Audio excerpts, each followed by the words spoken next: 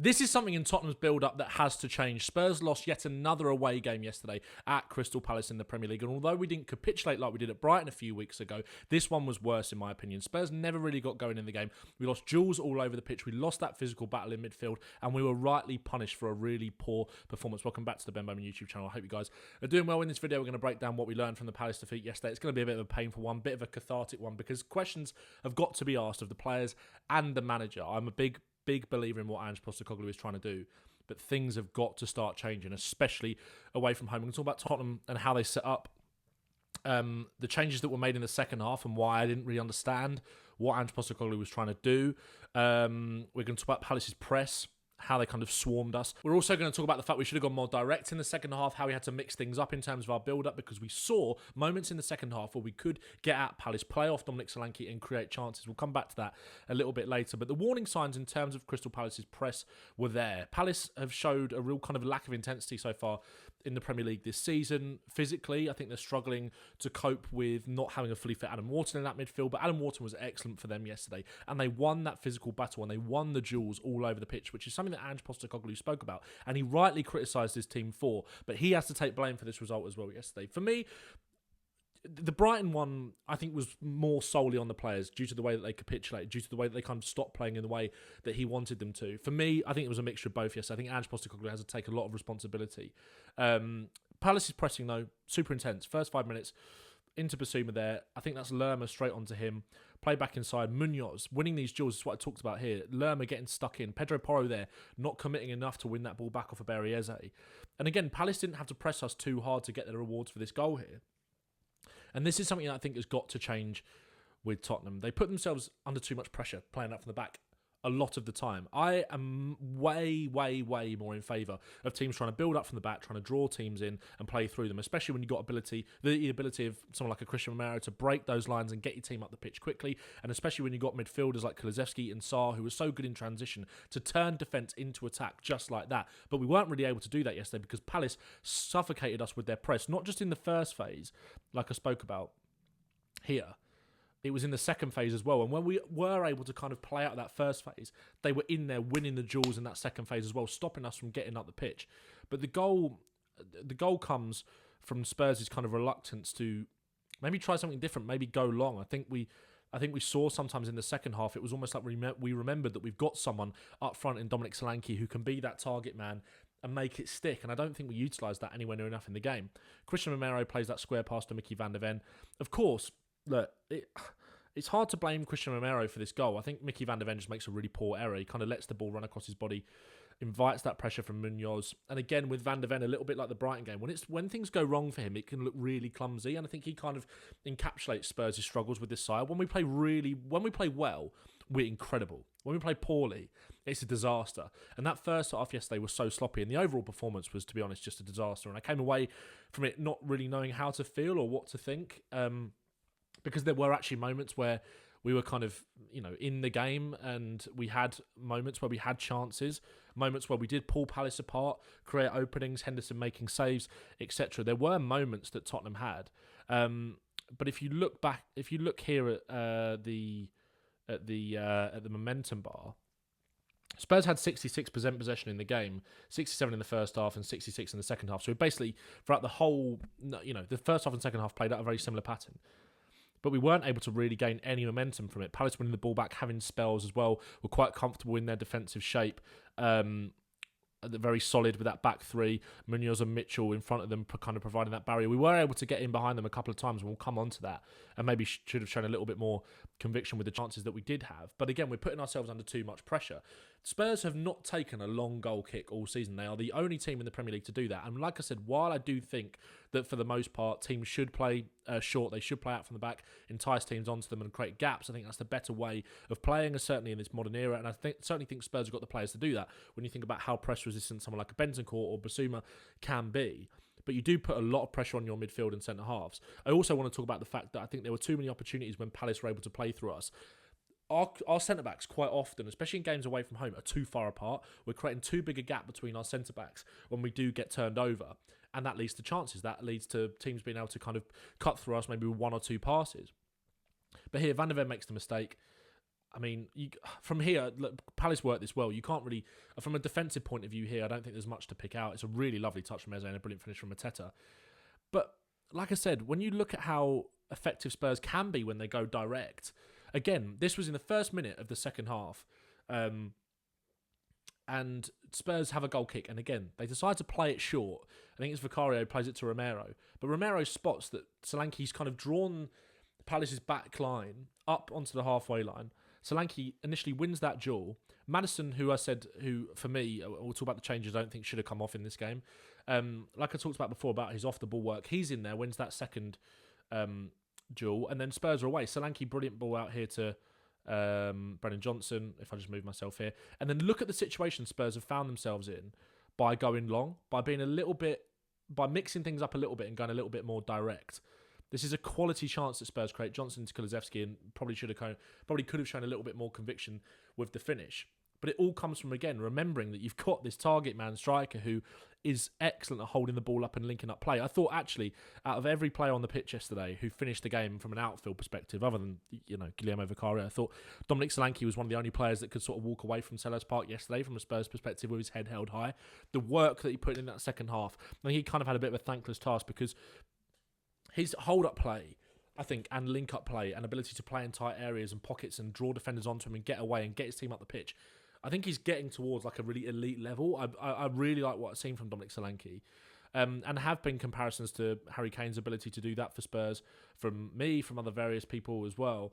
I saw Lily White Lab were getting a little bit of stick for kind of comparing Solanke's overall game to Kane yesterday, and I think people read too much into these sort of things, and it's almost like see it as a disrespectful thing to Harry Kane when that's not the case as well. Harry Kane's a better striker and a better footballer than Dominic Solanke, and I think one of the main reasons that exposed that yesterday, not just his finishing. I mean, Dominic Solanke didn't really have any chances yesterday, but when Richarlison came on, and we'll talk about that now. When we went to 4-4-2, I didn't really understand. I didn't like this. I'll be honest. I didn't like this, or I didn't mind us doing it, but I didn't like the substitutions. Quite often, Solanke was dropping deeper into these areas, winning these duels, dragging the centre backs to the halfway line, and winning the duels and playing off him and playing little balls in the channel to Richarlison. Sometimes the balls wouldn't be great from Solanke. Look, he doesn't quite have that same quality as someone like a Harry Kane at playing those balls through the line. Perfect weight for your other striker to run onto. But he was really, really trying. And I felt sorry for him yesterday. I thought he put in a really excellent shift. But one thing I want to touch on quickly just before we come back to this, I'll come back to Palace's pressing. I just remembered I had this graphic to show here. Spurs lost the ball 49 times in our danger zone. So kind of our defensive third, with 7 leading to a shot. Spurs' pressing wasn't effective yesterday. We were only able to win the ball back off Crystal Palace 16 times, or they were lost it 16 times in their own danger zone, and nothing led to a shot or a chance from Spurs. But yeah, obviously that's where the goal comes from, losing it in the danger zone. 7 shots we had yesterday. Our sloppy play on the ball and Palace's pressing made it a very difficult afternoon for us. But back to this then, with the 4-4-2 change. He took off Maddison and Kulusevski. And look, Kulusevski was having a poor game, I thought, yesterday.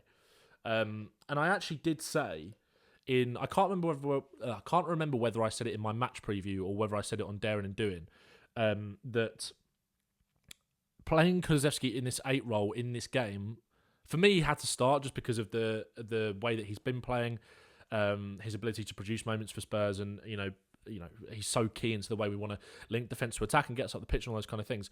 But a really tight, compact pitch against a 3 at the back with a physical midfield and physical centre-backs. I wasn't sure it was the game for Kulusevski yesterday. But in hindsight, I think I probably would have kept him on, but I probably would have changed his role. I probably would have taken Brennan Johnson off when we go to these kind of 4-4-2s. Because, look, Kulusevski, it seemed like he was on a mission to get himself sent off as well. It just wasn't going for him. He was on a booking. He was committing fouls. It wasn't his day.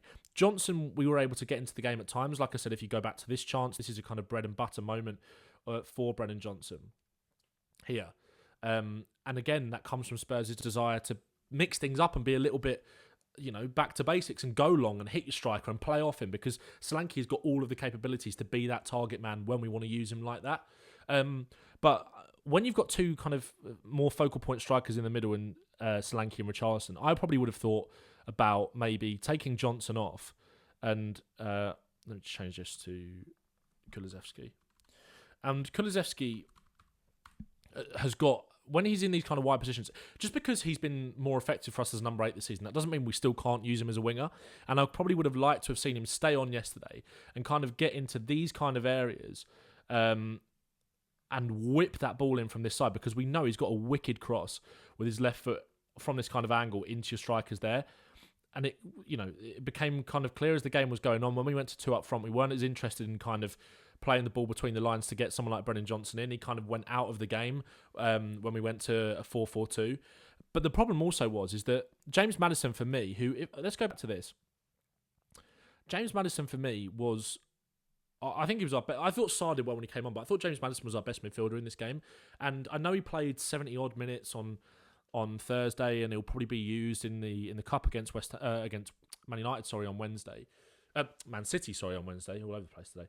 Man City on Wednesday. I get that, we have to rotate. But for me, he was that kind of creative spark for Spurs. And again, I thought one thing we spoke about before the game, and I highlighted one way that Spurs might get joy out of Crystal Palace. And I said this in my video on Saturday, is these kind of little balls in beyond the fullback. If we kind of run this through, obviously I spoke about the kind of combination play between Moore, Udogie and Maddison down that left-hand side. Moore kind of as that touchline creator. And I thought, look, we'll chat about Mikey Moore quickly. I thought he had a decent game yesterday. Look, I think Spurs' kind of poor team performance almost didn't really allow him to thrive. I think physically, obviously, he struggled. But I thought he was tidy in possession. And again here, like I said, I spoke about these kind of combinations down the left-hand side. And this is kind of where we created our best chance in that first half, with Moore hugging that touchline. We spoke about how Liverpool were able to get in behind the wing-backs of Palace. Moore here, Udogie makes that underlapping run. He cuts it back for Maddison, who has a shot saved. And for me, like I said, I would have probably taken Basuma off, brought Sarr in there and kept Maddison in there, because I think we lost all kind of creative threat, because we were trying to cross a lot of the time from these kind of central positions. And Yves Basuma, look, he's just not going to be able to put in a quality delivery from these kind of positions. And we were able... That's actually a decent position to get the ball in the box from, but you don't really want Yves Basuma over the ball. You want Maddison on that side, and you want Kulusevski, if you're replicating this on the other side, to really whip the ball in. And Solanke gets his head on it, but Porro's in an offside position. It kind of just peters out to nothing. But yeah, I didn't really understand the changes of kind of taking your chief creators off in Kulusevski and Maddison in one fell swoop, and Mikey Moore obviously as well, and trying to be a bit more, trying to keep 2 fast wingers on when the kind of space to go out the game, space to go in behind wasn't really there, because then you've got 2 strikers on the pitch. Therefore, Palace's back 3 are going to sit a little bit deeper. They've got 2 strikers up there to worry about. Having one striker in Solanke might draw them out a little bit more, create that space for Werner or Johnson to run in behind. But if you're going to go 4-4-2, I think you need to kind of keep at least Maddison or Kulusevski on the pitch. And look, like I said, I think Kulusevski was on a bit of a hiding to nothing in terms of trying to get himself sent off. And Maddison had played a lot of football on Thursday night. But again, this team should be fresh. Like, it should be fresh. This stank of a European hangover sort of type performance when we made 9 changes on Thursday. I don't know. I didn't think Maddison or Kulusevski should have come off, certainly with half an hour to go, when we still were getting some joy out of Palace. And I think going 4-4-2 really kind of nullified any threat that we were able to create in the game. I thought it was poor from Postecoglou. And that's why I think he has to take responsibility for the defeat. The players have to take responsibility for losing those individual battles all over the pitch. But also, Ange Postecoglou has to take responsibility for things like this as well. That kind of, it's the fact, like I said, we haven't taken one long goal kick this season. Tells you that this is an instruction thing. And sometimes I just think Ange Postecoglou is a little bit too passive. Not in making changes. I think he's able to change things up and win Tottenham games. We've seen that last weekend with Pat Matasar coming on. And in plenty of examples in the past. But yeah, I thought he was maybe a little bit too passive in changing the way that we actually wanted to play yesterday, rather than just making the substitutions. But Spurs the defenders themselves have to take more responsibility for this as well, like I said, in terms of playing out from the back all the time, because naturally, it's the risk-reward, isn't it? I can accept that Spurs are going to concede goals like that, playing out from the back or conceding chances. It will happen. Naturally, one time, you might get a Van der Ven slip, or you might get someone underhit a pass. These things can happen. You kind of just have to accept that if that's the way you're going to play. But that reluctance to kind of go long and be direct and hit your striker when it's clear that you can create quality chances off the back of it in transition, I think it's almost we kind of forget that we've got that tool in our arsenal, which is frustrating. Spurs' away record is something that needs to be addressed. Only 5 wins in 2024 away from home. 4-0 at Villa, 3-0 at Sheffield United, 2-1 at Coventry, which again was fortunate. 3-0 at United, where we were excellent, and 2-1 against Ferencváros. We've lost a hell of a lot of away games in this time. That's Leicester, Brighton, and Palace now, where in the second half of games we've just really not been able to be threatening or take our foot off the gas. Yesterday against Palace, we were kind of showed a real lack of intensity throughout, I thought, and were poor throughout. But Brighton and Leicester are 2 examples where we've dominated teams in the first half and then just capitulated really in the second. So that is something that's got to change. And again, maybe that's down to the intensity that the players are being asked to play with. Who knows whether that's down to just poor decision making in certain moments. We just aren't able to control games as well in the second half, away from home especially, as we are in the first half. And it would have been interesting to see how this United game would have gone with 11 men. I still thought we were the much better team on that day, but who knows. Luckily for Tottenham, 5 out of the next 7 games are at home. But they are big games, and it is a big week for Spurs. If we go out the Cup on Wednesday, that ill feeling is going to continue. Look, I am nowhere near wanting Spurs to get rid of Ange Postecoglou. Do I have doubts about certain things in terms of his coaching and in-game management at times? Yes. Do I think that he's more likely to be successful at Spurs than other managers we've had since Pochettino? Yes. Do I think the players buy into what he wants to do? Yes. Do I think you can also have room for just poor performances and off days? Absolutely. Do I think we're in the second year of a rebuild and these things are going to take time? Absolutely. So, look, for me, we're not even anywhere near entering that conversation yet. But naturally, with how kind of fans value cup competitions, this Man City game on Wednesday is huge. And Pep Guardiola has kind of alluded to the fact already that he's going to mix things up. There'll be a preview video on my channel for that tomorrow as well. We'll be back. Maybe I'll stream it live if you guys want that. And then we've got Villa on Sunday, which Villa is a really interesting one because, again, you kind of go back to this away record. We've shown that we can really go toe-to-toe with these top teams. Someone like an Aston Villa, we battered them last year. We battered them at home as well last year. And I don't know how we didn't get that win. And obviously, we were missing players in that game as well. So I actually feel weirdly confident about Villa. But then you've got 2 big away tests again coming up in Galatasaray and Man City. But other than that, it's not a bad run for Spurs. Fulham have been in good form. But these games are huge. Ipswich in that as well. It's a big week for Ange and for Spurs to kind of show a response on Wednesday and show a response on Sunday as well, because we are inconsistent. We are, we have moments in games where we show a real lack of quality. This is a big week. But we've got to remember that when you zoom out a little bit, I think we've won 7 in 9. Obviously, we two wins on the bounce going into the game against Palace. We won 5 on the bounce before the Brighton game. So, like I said, when things work for Spurs, they really work, and when they don't, they really don't. And look, consistency comes with time, and adding players to the squad. I think we need to add more physical profiles to this squad as well. I think we're in a good place. It's just that we need to stop having games like this where we don't really look like we have got any other way to kind of change and affect the game, and kind of wrestle that momentum back. We lost physical battles all over the pitch yesterday, and it was just not good enough. So, yeah, mixture of responsibility on Ange and the players for me. This has been a bit of a difficult one to do because it just felt so flat after yesterday. So apologies if it's been a bit, not to the usual standard. But yeah, frustrating one to pick the bones out of for sure. But yeah, make sure to subscribe to the channel. We'll be back tomorrow with a City preview, City review then obviously on Thursday. I'm thinking about uploading a video about Johnny Cardozo as well, the American midfielder that Spurs have signed from Real Betis. So that might be coming this week or maybe next week as well. So watch out for that. And then we'll be back previewing the weekend's fixture on Friday or Saturday. So nice one for watching. We'll be fine. We'll get there, all right? Just hang in there and up the Spurs. Nice one.